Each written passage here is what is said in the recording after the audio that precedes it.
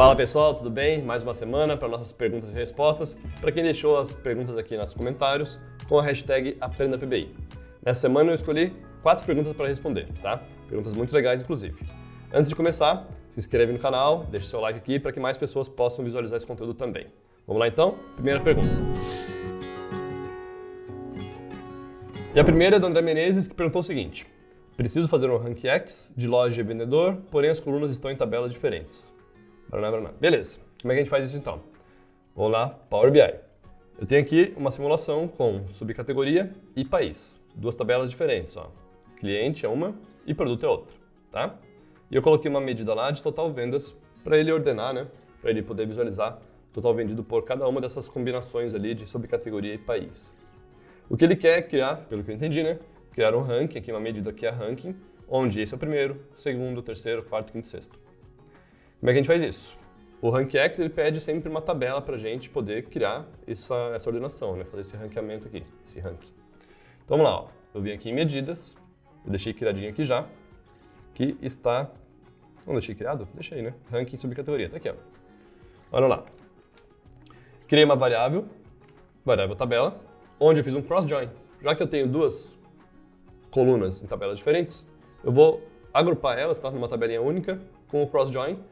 E aí eu faço o all da subcategoria e o all do país. E eu uso essa tabelinha aqui, lá embaixo no Rank X. Simples assim. Quando eu jogo essa medida lá, ele vai mostrar para mim, ó, primeiro, segundo, terceiro, quarto, quinto e sexto. Beleza? Vamos lá então para a segunda pergunta. E a segunda pergunta é do Rogério de novo. Grande abraço, Rogério. Mestre, mais um caos, diz ele aqui. Estou em um projeto onde tem que apurar a meta por dia. O que importa é aqui no final. Que ele disse que essas medidas que ele fez aqui não estão performáticas, tá? E ele mostrou aqui as medidas. O valor da meta é a soma de uma coluna. Aí a meta diária, ele fez um SumX na mesma tabela. E aí ele usou a medida que ele tinha criado ali em cima, vezes uma coluna, que é a meta percentual. Beleza. Aí depois ele criou uma outra, SumX também, com a medida lá em cima, a medida lá de cima, vezes uma coluna. Enfim, o que ele fez aqui? Vou mostrar aqui para vocês então uma simulação do que ele fez. Tá aqui, tá? Vamos lá. O que ele fez foi criar uma medida primária, que é uma sumarização de uma coluna. Então eu fiz aqui algo semelhante, ó. Eu criei aqui uma tabelinha com produto, tá? Onde eu criei aqui uma medida que é a quantidade de itens. Simplesmente uma soma da coluna quantidade. Então, olha só. Fui lá na tabela de dados aqui na esquerda, lá em F vendas, fiz uma soma dessa coluna aqui, ó, de quantidade. Tá? Beleza. Essa é a minha medida quantidade, que está aqui, ó. Eu vou jogar aqui nessa tabelinha aqui para a gente poder visualizar esse valor. Pera aí. Tá aqui, tá lá. Quantidade de itens foram vendidos, tá? Para cada um dos produtos. Aí ele criou uma medida que eu estou simulando aqui, que é o total de vendas, da seguinte forma. Um SumX, naquela mesma tabela, onde tem a quantidade, e aí ele usou a medida vezes a coluna. Então, o que ele fez, a ideia dele é fazer uma operação linha-linha primeiro, né? E depois sumarizar. Por isso que ele usou SumX. Só que aí tem um grande, vamos dizer uma palavra não tão agressiva, um grande vacilo aqui que ele aplicou, que é de usar uma medida dentro de um iterador, que é SumX, por exemplo, é um iterador, né? E isso aqui, o que acontece? Por trás, ele aplica uma transição de contexto. E, para fazer isso, precisa materializar a tabela inteira de vendas para todas as linhas ali que ele vai calcular naquela tabelinha lá de trás. Essa aqui, ó. Isso fica lento. Isso fica lento. Então, como é que a gente pode fazer para não ter esse problema, né? Tem que tratar isso aqui, ó. O que é a quantidade de itens? Ela já não está no mesmo nível, na mesma granularidade de vendas? Já está. Está dentro da tabela. Então eu não preciso usar uma medida que eu criei com a sumarização para depois utilizar ela dentro da SumX. Eu posso fazer da seguinte forma. Fazer a quantidade vezes o preço unitário, só que a quantidade via coluna e não via medida. Aí eu não tenho transição de contexto, aí vai ficar super performático dessa forma aqui. Então, o grande problema ali foi ter utilizado uma medida dentro de um iterador. Não quer dizer que a gente nunca deva fazer isso, tá? Só que a gente tem que cuidar ao máximo de utilizar o uso, né? O uso de medidas dentro de iteradores, porque se a minha tabela for muito grande, ela vai ter que toda hora, todo o cálculo, ela vai ter que expandir a tabela inteira de novo para poder fazer esse cálculo, tá? Então, se a minha granularidade for muito fina, aqui, muito granular, né? Muitas linhas, como aqui a minha tabela de vendas geralmente eu posso ter um problema de performance, como ele apontou, tá? Então, eu posso usar direto a coluna e aí vai ficar rápido. Então, pode testar lá que vai dar certo, beleza? Próxima pergunta então, vamos lá? E a terceira pergunta é do Genivaldo. Primeiramente, ele agradeceu ali, parabéns pelo conteúdo, e eu agradeço pelo feedback. Valeu. E ele falou o seguinte, criou uma medida utilizando a função if, né, baseada em 4 critérios para fazer um cálculo, uma multiplicação. O modelo tem uma tabela fato e uma dimensão, beleza. E para facilitar, utilizou algumas declarações de variáveis com a variável var, né, e utilizou a função selectedValue nessas variáveis, beleza. Obteve sucesso parcial. Porém, ao utilizar um cartão, só funciona se eu aplicar um filtro. E ao usar a medida numa tabela, o total geral não é exibido. Beleza, legal. Então o que ele fez? Vou simular aqui. Eu tenho aqui uma tabelinha com país e um total de vendas, que é aquela nossa medida padrão lá de soma, tá? E ele criou uma outra medida que fez umas condicionais. Fez umas condicionais lá para fazer um cálculo de multiplicação. Vamos supor que a minha regra seja o seguinte.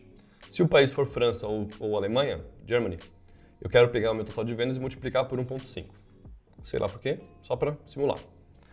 E aí o que aconteceu? Que não apareceu no total e não apareceu lá no cartãozinho. Vamos dar uma olhadinha na medida que eu criei aqui então. Total condicional. Ó, criei uma variável, igual ele fez lá, né? Variável país, selectedValue de país. E dei um return aqui. E se for país igual a França ou país igual a Alemanha, pega o total de vendas e multiplica por e-mail, caso contrário fica em branco. Por que que no total e lá ficou em branco? Se a gente olhar aqui, ó, ele utilizou o selectedValue. E como é que essa selectedValue funciona? Então, olha só, primeiro eu vou comentar isso aqui. Ctrl+KC. Ctrl+KC comenta um bloco que você selecionar. E eu vou retornar lá, ó, o país, ó, var país. Tá? Troquei para retornar a variável. Ó, no contexto de França, qual é o valor disponível que eu tenho do país? França. Na Alemanha? Alemanha. United Kingdom? United Kingdom. E no total, eu tenho 3 possibilidades, né? Então eu não tenho um único valor. E a selectedValue retorna um valor se houver apenas um. Caso contrário, ele retorna blank. Ou retorna o que eu botar lá no resultado alternativo. Por exemplo, mais de um país. Ó, Enter. O que vai aparecer aqui para mim? No total, mais de um país. E lá no cartãozinho, mais de um país, tá? No total e no cartão eu tenho todos os países disponíveis. Por isso que não tem como o selectedValue saber, né, qual deles retornar, tá? Por isso que ele retorna o segundo argumento, que é o alternativo aqui, ó. Eu vou deixar como estava. O blank é o padrão, tá? Então eu nem precisaria colocar, mas eu vou deixar ali só para deixar bem claro. Deixa eu tirar esse var país daqui, selecionar isso aqui, ó, e agora Ctrl+KU para descomentar. E vou dar um Enter. Tá, então tá assim. Como é que eu posso corrigir isso? De duas formas, tá? Se eu quiser corrigir, que eu digo entre aspas, né, que tá certo, na verdade. Eu quero apenas adaptar o resultado para mostrar o que eu esperava, né? Se eu selecionar aqui, ó, olha lá, quando eu seleciono, aparece lá o valor no cartão. Quando eu seleciono esse, aparece lá também. Se eu selecionar os dois, não aparece mais, tá? Com Ctrl, né, eu fiz isso. Então eu vou fazer de duas formas, tá? É uma que... Vamos lá, vamos fazer aqui, mais fácil. Nova medida, eu vou chamar o seguinte, ó, total condicional, corrigido. Corrigido. Como é que eu vou fazer essa medida aqui? O que eu tenho que fazer, ó? Eu tenho que pegar, eu quero mostrar no total, na verdade, o que eu quero mostrar, né? No total eu quero mostrar a soma dos dois, ou a soma dos resultados superiores, né? E no total ele não aparece nada justamente porque eu não tenho nenhum país selecionado. Quer dizer, eu tenho os três, nenhum ou os três, né? Dá na mesma, é o mesmo resultado, tá? Então por isso, tá? Por isso que no total não aparece. Daí tá em branco lá, a regra não se aplica, né?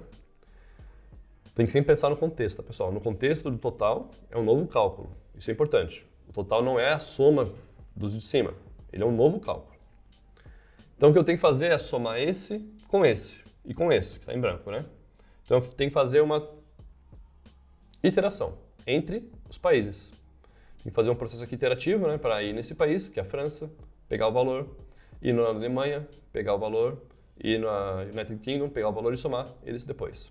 Como é que eu faço isso? Com uma SumX. SumX, eu tenho que percorrer uma tabela. Qual tabela que eu vou percorrer aqui? É a tabela dos países, onde eu tenho os países, né? Só que eu não consigo botar uma coluna diretamente. Eu tenho que botar uma tabela. Então eu posso utilizar, né, a função values para transformar uma coluna em uma tabela. Função values da coluna país. E aqui, como expressão, o que eu vou colocar? A medida lá, total condicional. Pois é, mas eu não acabei de falar que não pode utilizar medidas em iteradores? Não é que não pode, é perigoso, né? Eu falei que é perigoso. Nesse caso aqui, ó, qual é a granularidade dessa tabelinha aqui? 3 valores. Então é super pequena. Geralmente, quando a gente aplica uma medida dentro da SumX, por exemplo, ou de qualquer outra iteradora, se a minha granularidade for pequena aqui, né, no caso alta, né, poucos valores, é tranquilo, não vai ficar lento. Vai ocorrer transição de contexto aqui, vai ocorrer materialização, mas vai ficar legal, porque eu tenho 3 valores apenas. Então nas dimensões, geralmente quando a gente aplica SumX com uma medida em dimensões, tranquilo. O problema é quando é em fatos, como é no caso lá do Rogério, tá? Quando eu faço isso, ó, e jogo para cá, ele mostra para mim lá, ó, os valores e a soma dele aqui, tá? Soma dos dois, no caso. E aqui no cartãozinho, vou jogar a mesma lá, ó, troquei, mostrou para mim esse valor aqui. Beleza? Essa é uma forma. Aí tem que ver, você tem que pensar o seguinte, Genivaldo. Essa condicional, será que eu não conseguiria aplicar, deixa eu botar para cá para baixo, diretamente no filtro da Calculate, por exemplo? Tem que avaliar se não daria, tá? Então, por exemplo, ó, medidas, nova medida, total condicional com a Calculate. Opa, dei enter sem querer. Calculate, total vendas, onde o país é uma das duas possibilidades, França ou Alemanha. França ou Alemanha. Então, o operador in é o operador ou, tá? Se eu faço isso diretamente, ó, e jogo lá, tem um probleminha. Tem um probleminha porque ele pegou, eu tinha que multiplicar por 1,5, né? Vezes 1,5, tá? Vezes 1,5. Pode ser aqui ou pode ser lá embaixo, tanto faz, tá? Só tem um detalhe, ó, ele mostrou o valor para os 3, é igual para os 3, né? Porque ele está limpando o contexto de país e isso aqui eu respondi na aula passada, inclusive, né? Está limpando o contexto de país e sobrescrevendo o valor. Mas eu posso usar aqui o Keep Filters, ó, para ter o comportamento que eu esperava. Ó, tá lá. Usei então o Keep Filters para que ele não limpasse, para que ele respeitasse o filtro, tá? O contexto. Beleza? Então avalie aí se você não consegue fazer dentro do filtro da Calculate, que é melhor. Caso contrário, usa o if, como você fez, e depois aplica lá a SumX, né, para você fazer essa sumarização. Espero ter respondido a pergunta. Valeu? Próxima então, vamos lá. E a próxima pergunta do Rogério Freitas, que quer saber a respeito da AllExcept. Ele apanha muito para utilizar a função AllExcept. Quando ele acha que compreendeu, ele se depara com uma situação que faz concluir que ele ainda não compreendeu. Você pode detalhar um pouquinho mais o uso dessa função? Beleza, vamos lá. AllExcept eu confesso que eu uso bem pouco. Eu uso bem pouco e eu vou mostrar por quê. Tem uma outra combinação de funções que eu utilizo que eu acho mais legal, mais fácil de explicar também. Vamos lá. Vou simular aqui o seguinte, ó. Eu tenho aqui uma tabelinha com o ano e o total da meta, e a minha meta é do nível, na granularidade de ano. Então olha só, aqui na esquerda, em dados, deixa eu pegar lá minha tabelinha de metas, ela é no nível de ano, tá? Então se eu quiser saber minhas metas por mês, por exemplo, vai dar problema, né? Ele vai repetir aquele valor. Ó, botei uma matriz com o ano e o nome do mês embaixo. Se eu expandir lá, se eu fizer o drill down, nos meses está o mesmo valor repetido lá, porque ele não consegue quebrar a meta por mês, porque não é por mês, né? Ela é por ano. Só que aí geralmente a gente aplica o quê? Uma regra de negócio em cima, né? Quero dividir isso aqui por 12, quero dividir por 365, enfim, quero dividir de uma forma aqui que eu vou fazer um rateio dessa meta. E uma possibilidade é a gente dividir pelo número de dias do ano. Tá? Fazer uma meta diária, por exemplo, lá, para eu chegar até no nível de dia. Aliás, dividir pelo número de dias, fazer proporcional ao número de dias do ano. Tá? Então, se em janeiro tem 31 dias, seria 31 dividido por 365, vezes aquele valor lá. Fazer o rateio, né? Regra de 3 ali. Então, olha só o que eu fiz. Eu criei aqui uma medida que é a quantidade de dias do contexto. Simplesmente um count rows da tabela calendário. Eu vou jogar para cá. Eu sei que no ano tem 365, em janeiro tem 31, fevereiro 28 e assim por diante. Então, se eu pegar aqui, ó, esse valor de, deixa eu dar um zoom aqui, 112 milhões, né? 112 mil, e multiplicar por 28 e dividir por 365, eu tenho uma proporção aqui, um rateio, né, dessa meta. Beleza? Só que como é que eu faço para ter esse valor de 365 do ladinho aqui, ó, do 28, né, e poder fazer essa divisão de um pelo outro? Eu posso usar all except para isso. Então, aqui, deixa eu ver, all except, tá aqui. Eu faço uma contagem de linhas também, na Calculate, ó, só que aí eu uso all except. Ou seja, deixa eu botar primeiro o valor lá pra gente ver, ó, 365, tá aqui, tá? Ou seja, remove todos os contextos remove todos os contextos que você tiver nessa tabela, nesse contexto de filtro, né? Porém, mantenha o contexto de ano. Remova tudo menos ano. E aí, por exemplo, aqui em junho, tá? Ele vai colocar o valor 365, porque ele vai conseguir recuperar a tabela inteira de calendário, com exceção da coluna ano. Ele não vai remover, né, o filtro da coluna ano. Ele dá 365. É até meio difícil de explicar essa all except. Eu não gosto muito, tá? Eu prefiro fazer o seguinte, ó. E o resultado é exatamente igual, tá? Só que eu acho mais fácil de explicar, ó, que é da seguinte forma, com all e values, uma combinação de all e values. Então eu faço uma contagem de linhas da tabela calendário, e aí eu devolvo a tabela inteira, com todos os 3 anos no caso ali, né? Tá? Devolvo ela inteira. Porém, eu levo daí em consideração o contexto de filtro do ano, tá? E aí, em cada um dos 3 anos aqui, o valor da 365 também, ó.